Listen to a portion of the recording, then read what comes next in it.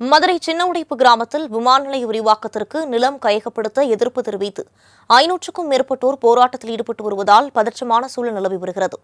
இதுகுறித்த கூடுதல் விவரங்களை வழங்குவதற்காக நேரலையில் செய்தியாளர் மதிவாணன் இணைப்பில் இருக்கிறார். வணக்கம் மதிவாணன், தற்போது அங்கு இருக்கக்கூடிய சூழல் என்ன? விரிவான விவரங்களை பதிவு பண்ணலாம்.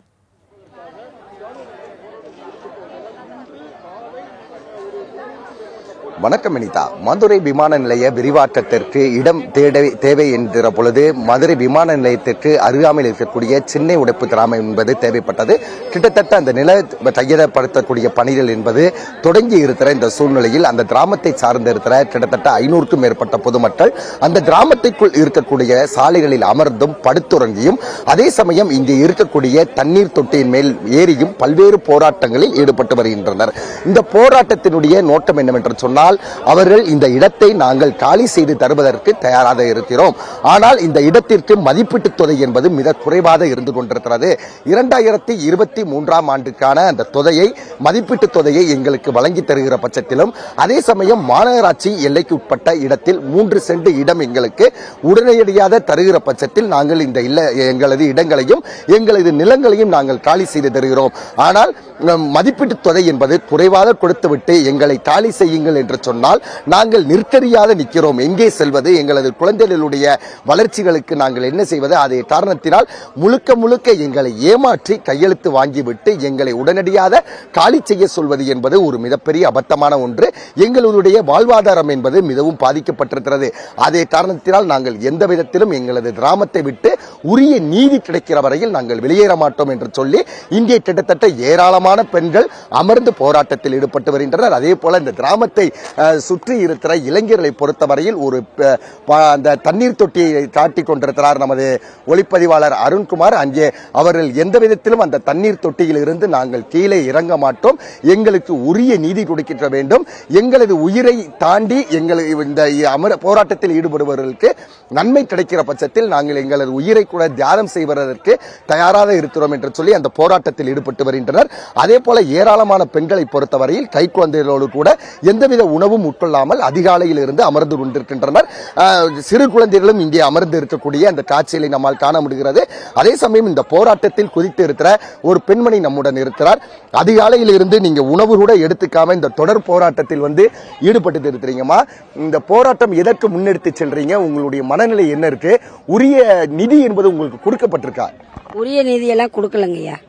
எங்களுக்கு உரிய நிதி கொடுக்கல. எங்களை ஏமாத்திட்டு, அதாவது நீங்க பணம் வாங்கலைன்னா நாங்க கோர்ட்ல போடுவோம், பணம் வாங்கலைன்னா கோர்ட்ல போடுவோம், பணம் வாங்கலைன்னா கோர்ட்ல போடுவோம்னு தான் சொன்னாங்களே ஒழிய உரிய நிதி கொடுக்கல. அவங்க கொடுத்தது 1990 கொடுத்த நோட்டீஸ். அன்னைக்கு எடுத்த நில அளவு அந்த அமௌண்ட் தான் இன்னைக்கு வரைக்கும் கொடுத்துருக்காங்க. ஒரு சென்ட்டுக்கு 29,300 ரூபாய் தான் போட்டு கொடுத்துருக்காங்க. இப்ப இந்த இடத்துல சென்ட் 4 லட்சம் ரூபாய் போகுது. இந்த ஏரியால மெயின்ல 6 லட்சமும் கிராமத்துக்கு உள்ளுக்கு 4,50,000 மேலதான் ஊருக்குள்ளேயே விலை போய்கிட்டு இருக்கு. இப்படி இருக்க சூழ்நிலை 4 தடவை எடுத்திருக்காங்க. அதாவது உங்களுடைய இறுதியான கோரிக்கை என்ன? இறுதியான கோரிக்கை நாங்க போன வாரம் திங்கக்கிழமை போய் கலெக்டர் மேடத்தை போய் பார்த்தோம். அவங்க சொன்னாங்க 1.5 சென்ட் தாரம்னு சொன்னாங்க. 1.5 சென்ட் நீங்க கேட்குற இடத்துல தாரேன், 1.5 சென்ட் தாரேன்னு சொன்னாங்க. இப்ப போய் 2 நாளைக்கு முதல்ல தாரன்னு சொல்லிட்டு 2 நாளைக்கு முதல்ல வண்டியோட உள்ள வந்துட்டாங்க. நாங்க ஊரே கிளம்பி திரும்ப ரோட்டுக்கு ஓடியாந்தப்ப நாங்க மறியல் பண்ண பாரு, நீங்க போய் யாரையோ உங்களை பாத்துட்டு வாங்க அப்படின்ட்டாங்க. நாங்க நேரம் அமைச்சரை போய் பார்த்தோம். அமைச்சர்கிட்ட சொன்னப்போ அவர் சொன்னாரு 5 நாள் டயம் வாங்கி கொடுத்தாரு. எங்களுக்கு இறுதியான கோரிக்கை இருக்கிறதுக்கு இடம், செத்தா சுடுகாடு. நாங்க செத்தா எங்களை புதைக்கிறதுக்கு சுடுகாடு வேணும். எங்க பிள்ளைங்களுக்கு படிப்புக்கு எல்லா வசதியும் வேணும். இருக்கிற இடம், கோயில், பள்ளி, மாற்று இடத்துல எல்லாமே எங்களுக்கு வேணும். கொடுத்தாத்தான் இந்த மக்கள். நீங்க இப்ப பாத்தீங்க எத்தனை பெண்கள் மயக்கப்பட்டு விழுந்தாங்க, எத்தனை ஒரு வயசான 75 வயசு ஆளு. அதிகாலையிலிருந்து, அதாவது அதிகாலை 6 மணியிலிருந்து இந்த போராட்டம் என்பது தொடர்ந்து நடைபெற்று வருகிறது. இதன் போல் நான் அமர்ந்து இருப்பது போலதான் இங்கே இருக்கக்கூடிய அனைத்து பொதுமக்களும் எங்கேயும் எழுந்து செல்லாமல் தொடர்ந்து பல்வேறு போராட்டங்களில் ஈடுபட்டு வருகின்றனர். தற்சமயம் விமான நிலையத்தினுடைய முக்கிய அதிகாரிகள் மற்றும் அதே போல மாவட்ட நிர்வாகத்தின் சார்பாக இந்திய அதிகாரிகள் அனைவரும் வருகை தந்தனர். வருகை தந்து அவர்கள் இந்த பகுதி மக்களோடு பேச்சுவார்த்தை நடத்தினர். விமான நிலைய விரிவாக்கம் என்பது வளர்ச்சியினுடைய அடையாளமாக நிகழ்ந்து கொண்டிருக்கிறது. சொல்லப்படுகிறது. அதே காரணத்தினால் தயவு செய்து இந்த இடத்தை காலி செய்து தாருங்கள். உங்களுக்கான இழப்பீடு என்பது கொடுத்து இருக்கிற பட்சத்திலும் கூட காலி செய்ய மாட்டோம் என்று சொல்வது சட்டத்துக்கு புறம்பானது என்று சொன்னார்கள். நாங்கள் காலி செய்ய தயாராக இருக்கிறோம். ஆனால் எங்களுக்கான பொதுமனை வீடுகள் வேண்டும், அதே சமயம் எங்களது நிலங்களுக்கு மாற்றாத நிலங்கள் வேண்டும் உள்ளிட்ட பல்வேறு கோரிக்கைகளை வலியுறுத்தித்தான் நாங்கள் போராட்டத்தில் ஈடுபட்டு வருகிறோம்.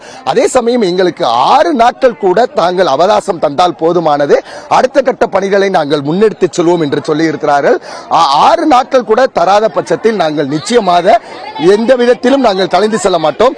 அதே போல 6 நாட்கள் தரவில்லை என்று சொன்னால் தொடர்ந்து இந்த பகுதியில் நாங்கள் போராட்டத்தில் ஈடுபடுவோம் என்பதில் எந்தவித மாற்றமும் இல்லை என தெரிவித்து வருகின்றனர். 130 வீடுகள், 130க்கும் மேற்பட்ட வீடுகள் இங்கே இருக்கிறது. கிட்டத்தட்ட 1000க்கும் மேற்பட்ட பொதுமக்கள் இங்கே குடியிருந்து வசித்து வருகின்றனர். குடிநீர் தேவைகள் உள்ளிட்ட அனைத்தும் இருக்கக்கூடிய கிராமம் இது. கிராமத்தை நாங்கள் காலி செய்ய தயார். ஆனால் 6 நாட்கள் அவகாசம் இல்லை என்று சொன்னால் நாங்கள் எந்த விதத்திலும் காலி செய்ய மாட்டோம் என்று சொல்லி பச்சிளம் குழந்தைகளோடு பசியோடு இந்த போராட்டத்தை முன்னெடுத்து செல்கின்றனர். மாவட்ட நிர்வாகத்தின் சார்பாக உணவு போன்றவைகள் கொடுத்தாலும் கூட நாங்கள் ஏற்க மாட்டோம். எங்களுக்கு வேண்டியது ஒரே ஒரு கோரிக்கை, 6 நாட்கள் எங்களுக்கு தந்தால் மட்டுமே இந்த போராட்டத்தில் இருந்து நாங்கள் பின்னெடுப்போம் என்று சொல்கிறார்கள். வினிதா, போராட்டம் தொடர்பான விரிவான விவரங்களை நேரலையில் வந்து வழங்கியதற்கு நன்றி மதிவாணன். மதுரை சின்ன உடைப்பு கிராமத்தில் விமான நிலைய விரிவாக்கத்திற்கு நிலம் கையகப்படுத்த எதிர்ப்பு தெரிவித்து 500க்கும் மேற்பட்டோர் போராட்டத்தில் ஈடுபட்டு வரும் நிலையில் மாவட்ட ஆட்சியரின் உறுதிமொழியை ஏற்க மறுத்து மக்கள் போராட்டத்தை தொடர்ந்து வருகின்றனர். இதுகுறித்த கூடுதல் விவரங்களை வழங்குவதற்காக செய்தியாளர் மதிவாணன் இணைப்பில் இருக்கிறார். வணக்கம் மதிவாணன், விவரங்களை பதிவு பண்ணலாம்.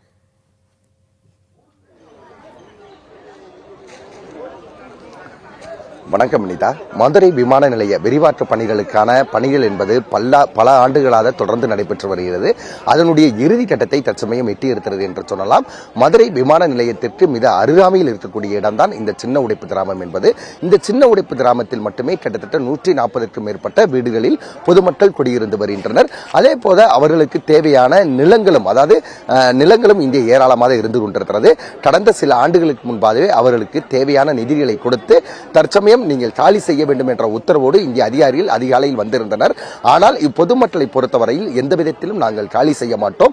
2023 ஆண்டுக்கான தொகையை எங்களுக்கு, அந்த மதிப்பீட்டு தொகையை எங்களுக்கு வழங்குகிற பட்சத்தில், அதே சமயம் மதிப்பீட்டு தொகையை வழங்குகிற பட்சத்தில் மட்டும் நாங்கள் இத்தனை ஆண்டுகள் வசித்து வந்த இந்த கிராமத்தில் இருந்து நாங்கள் வெளியேற மாட்டோம்.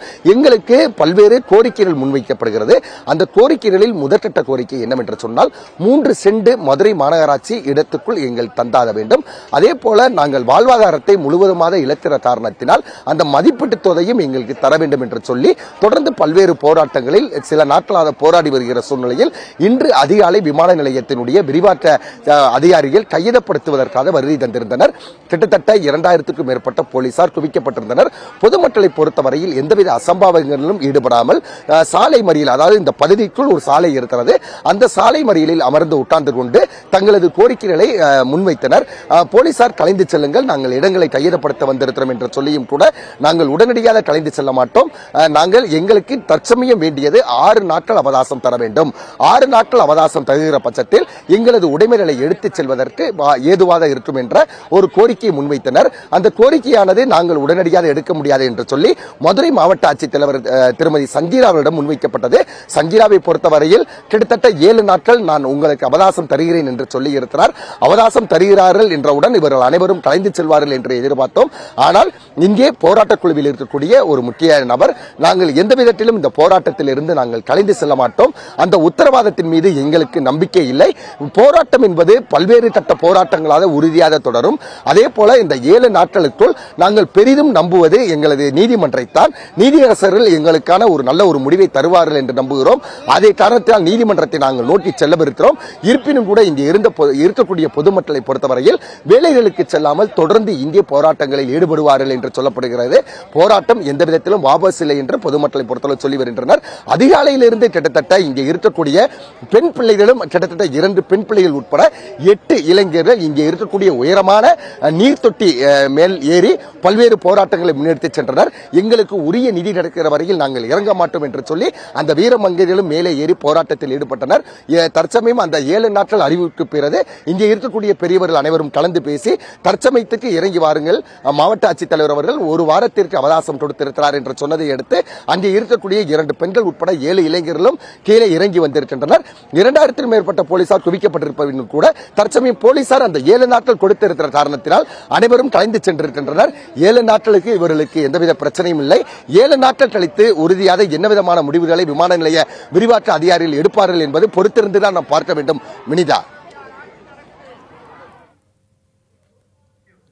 விரிவான விவரங்களை நேரலையில் வந்து வழங்கியதற்கு நன்றி மதிவாணன்.